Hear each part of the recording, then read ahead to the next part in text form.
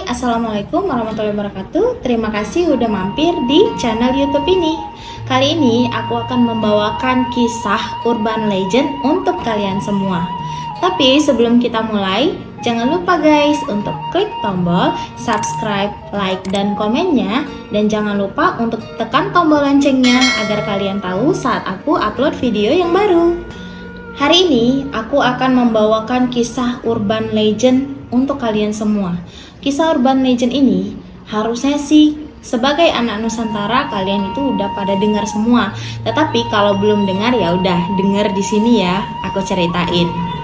Kali ini aku akan membawakan dua kisah urban legend yang terkenal di Indonesia ini. Sebagai cerita rakyat yang wajib kita lestarikan di budaya Indonesia ini. Karena kisah-kisah urban legend di Indonesia ini sangat menarik untuk dibahas. Penasaran kan? Yuk kita masuk ke cerita pertama. Cerita rakyat kali ini aku ambil dari daerah Riau. Nah, cerita ini sudah cukup terkenal di daerah Riau, yaitu cerita rakyat Melayu Batu Belah Batu Betangkup. Bagaimana? Udah pada tahu ceritanya? Ini kisah tentang batu besar yang sangat besar, dan batunya ini bentuknya itu terbelah seperti ini, tetapi dia bisa tertutup kembali. Pada zaman dahulu kala, ada seorang janda bernama Minah yang menghidupi 3 orang anaknya. 3 orang anaknya ini terdiri dari 1 orang perempuan dan 2 orang laki-laki. Yang anak pertama perempuan namanya itu Diang, yang kedua ini laki-laki namanya Utuh, anak yang ketiga ini namanya Ucin. Nah, Mak Minah ini hidupnya itu sangat susah. Dia itu mendapatkan uang, bekerja setiap hari mencari kayu bakar, kemudian pergi ke pasar untuk menjualnya. Nah, kisah Mak Minah ini sangat terkenal di daerah Riau karena dia itu seorang yang sangat kasihan lah gitu.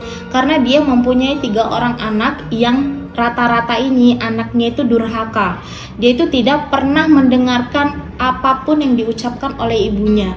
Selalu nakal, selalu membantah ibunya dan seperti menyiksa ibunya seperti itu. Mereka kayak anak yang kasar, yang taunya hanya bermain, tidak mengerti keadaan ibunya, tidak mau menolong ibunya walaupun ibunya itu udah dalam kondisi yang rentah, lemah gitu ya kan.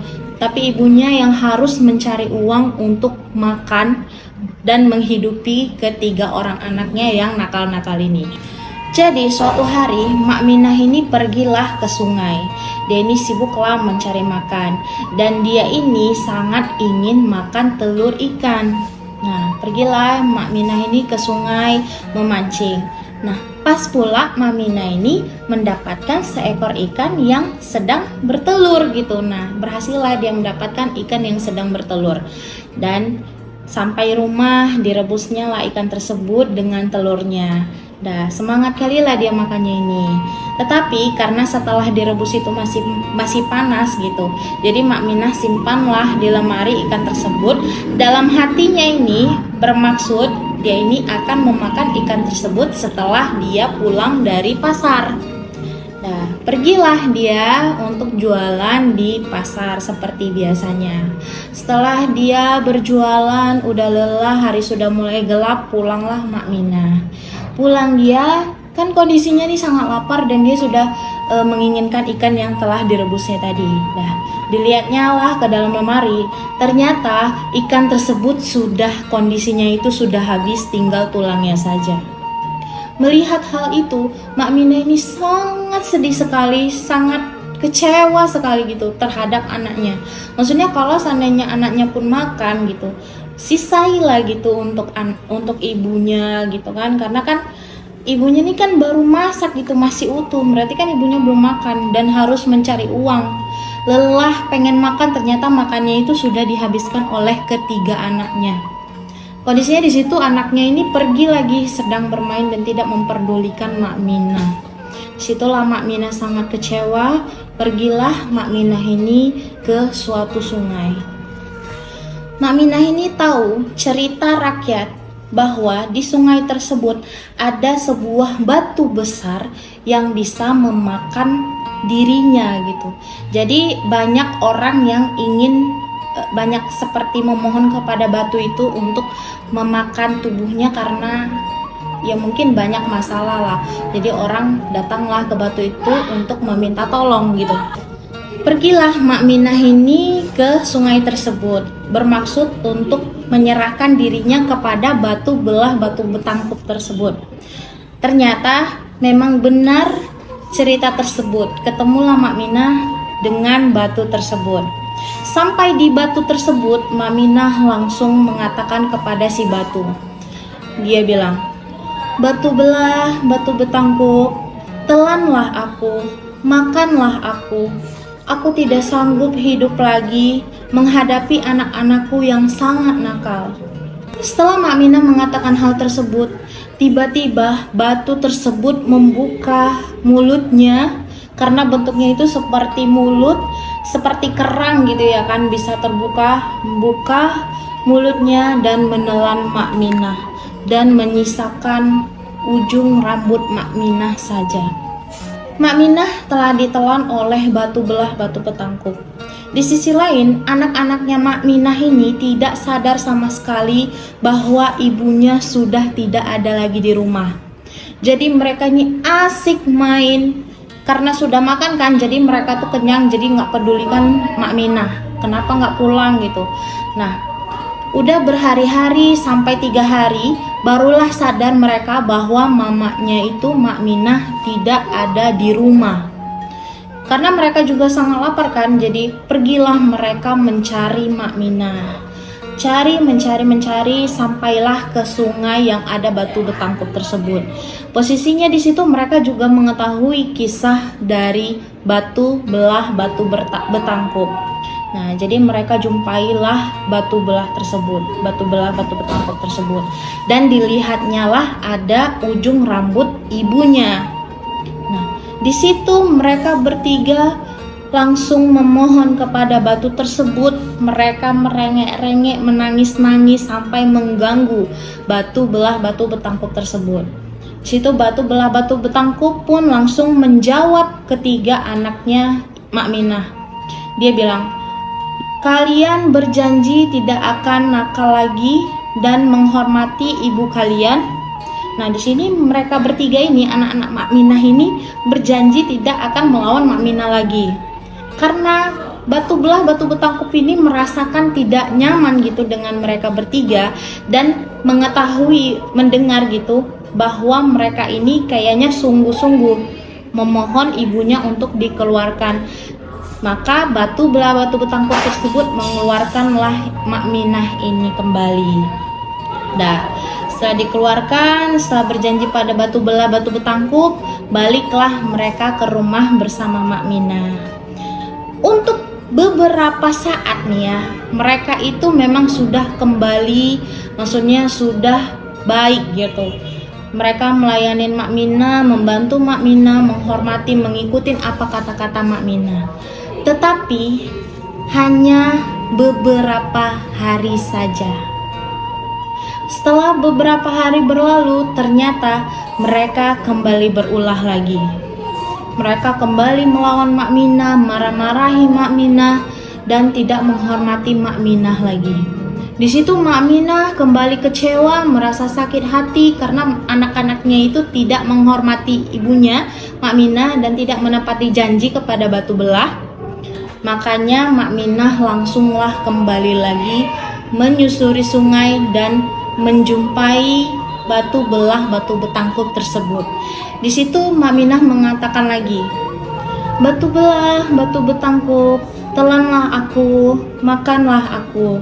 Anakku tidak menepati janji kepadamu. Telanlah aku tidak tahan menghadapi anak-anakku yang sangat nakal dan tidak menghormatiku."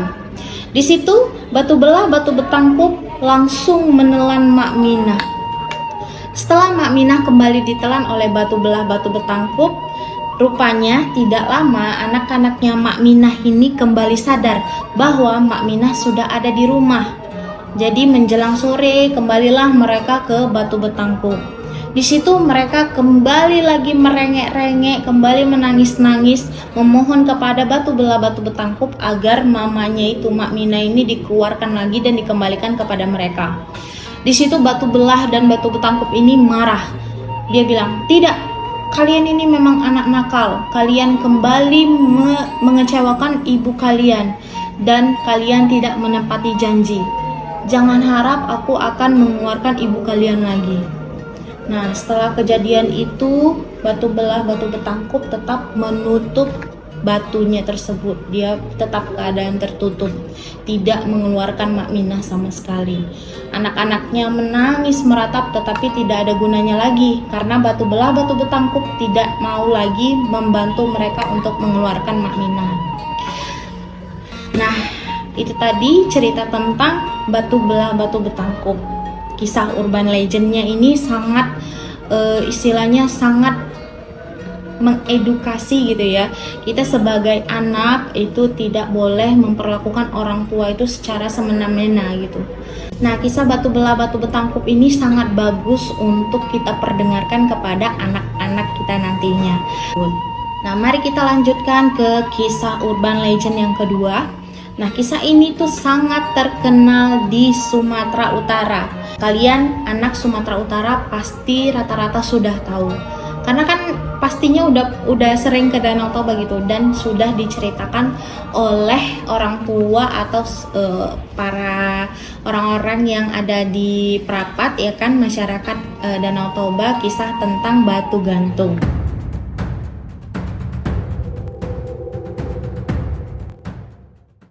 Nah, jadi pada zaman dahulu ada keluarga harmonis yang memiliki seorang anak perempuan yang cantik, pintar, dan berbakti kepada orang tua yang bernama Seruni. Nah, si Seruni ini terkenallah di kampungnya sebagai seperti kembang desanya lah gitu, karena dia itu sangat ramah, ingin membantu siapa saja, terutama orang tuanya.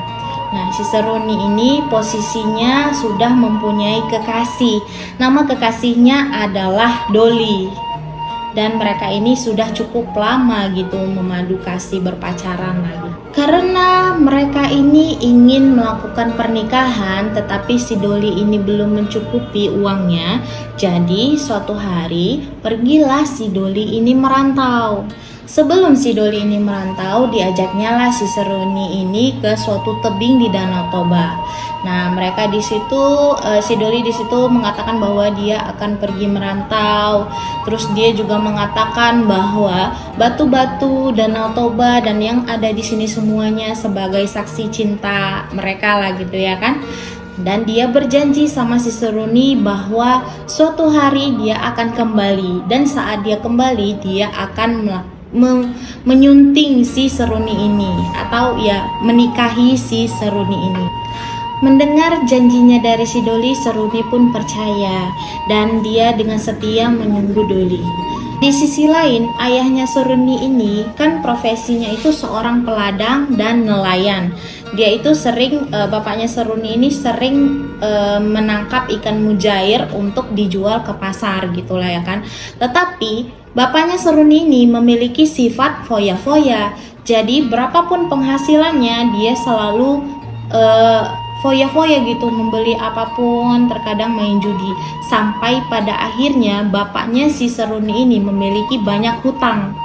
Hutangnya itu sangat banyak di mana-mana, dan yang paling besar itu dia memiliki utang kepada seperti saudagar kaya di daerah tempat tinggalnya Seruni. Hingga suatu hari bapaknya Seruni ini tidak mampu membayar hutang-hutangnya kepada saudagar kaya tersebut. Sampai saudagar kaya ini mengancam bapaknya Seruni. "Bayar hutangmu. Kalau tidak bayar, kamu tahu kan apa ganjarannya? Kalau kamu tidak bisa bayar, anakmu harus dijodohkan dengan anakku." Nah, di situ bapak Seruni kan langsung terkejut gitu, karena dia tahu Seruni ini sudah memiliki pasangan, sudah memiliki kekasih. Nah, di situ bapaknya Seruni langsung bilang, "Tunggu, aku harus mendiskusikan dulu sama anakku gitu." Nah, saudagar kaya itu tidak mau tahu gitu. gak perlu, katanya kayak gitu. Nah, jadi setelah percakapan tersebut, Bapak Seruni ini langsunglah pulang untuk berdiskusi dengan ibunya Seruni. Nah, kondisinya saat itu waktu bapaknya Seruni dan ibunya bercerita tentang hal tersebut, si Seruni ini dengar.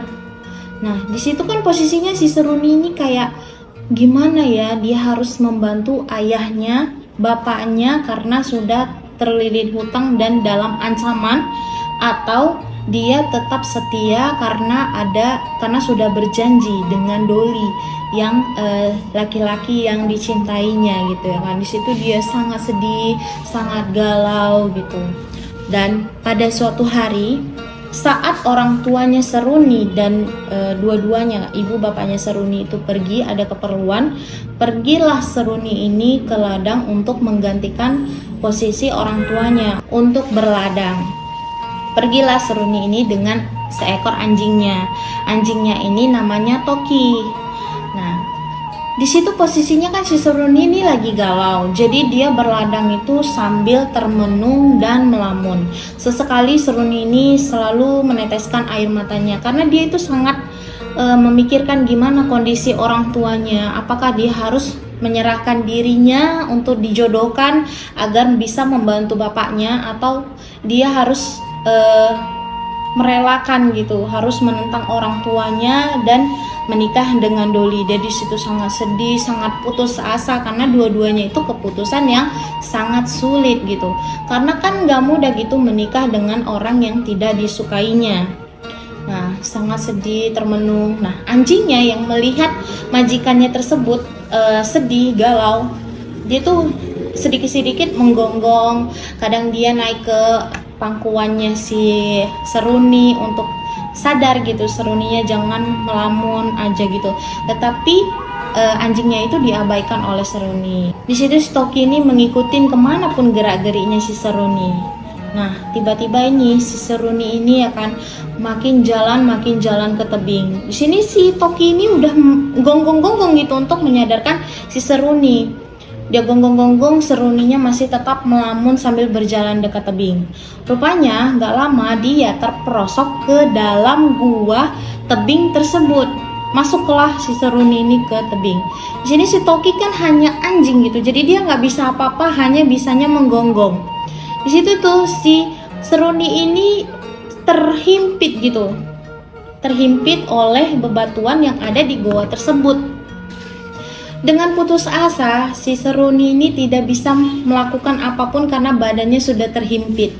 Tiba-tiba si Seruni ini mengatakan, parapat, parapat batu, yang artinya merapatlah batu. Dan tiba-tiba batu-batu yang ada di lubang tersebut merapat tubuh Seruni sampai Seruni ini benar-benar terhimpit dan tidak bisa bergerak lagi. Dengan panik, si Toki yang merasa majikannya ini memang dalam bahaya langsung pulang untuk meminta bantuan orang tuanya Seruni. Datanglah itu rame-rame orang kampung tersebut untuk menyelamatkan si Seruni. Tetapi karena kondisinya badannya si Seruni ini memang sudah sangat terhimpit, mereka tidak bisa membantu Seruni. Dan mereka hanya bisa mendengar bahwa Seruni ini tetap mengatakan parapat batu, parapat batu. Nah, saat Seruni mengatakan itu, batunya itu terus menghimpit tubuh Seruni sampai batu-batu yang ada di tebing tersebut itu terguncang semua dan menutup tubuh Seruni semuanya. Pada akhirnya batu-batu tersebut menutup semua badannya si Seruni. Dan dengan ajaibnya, tiba-tiba ada muncul batu yang menyerupai badannya Seruni tergantung di tebing tersebut. Nah, dari situlah orang-orang mengatakan bahwa batu tersebut yang menggantung itu adalah sosok Seruni. Sampai saat ini menjadi kisah urban legend bagi semua para wisatawan yang datang ke Danau Toba bagian perapatnya. Nah, kalau dari kisahnya Seruni ini, dari kisah urban legend batu gantung ini, kita bisa mempelajari bahwa sebagai orang tua kita tidak boleh egois gitu ya kan, mengorbankan anak kita, menjodohkan dengan ya istilahnya kan anak kita udah punya kehidupannya sendiri gitu. Nah akhirnya kan kena mentalnya si Seruni dan dia pun kayak seperti bunuh diri gitu. Jadi orang tuanya sedih dan Doli pun kalau seandainya mendengar kabarnya Seruni itu kan pasti sedih kali gitu. Nah itu dia kisah batu belah, batu betangkup dan batu gantung dari dua daerah yang berbeda, tetapi ini sama-sama batu gitu ya ceritanya. Semoga kalian suka. Sampai di sini dulu ceritanya. Terima kasih atas waktunya. Kalau kamu suka dengan ceritanya, jangan lupa komen di bawah ini ya. Dan kalau kamu memiliki kisah horor atau kisah yang ingin aku ceritain, boleh email ke email yang akan dicantumkan di deskripsi ini. See you the next video.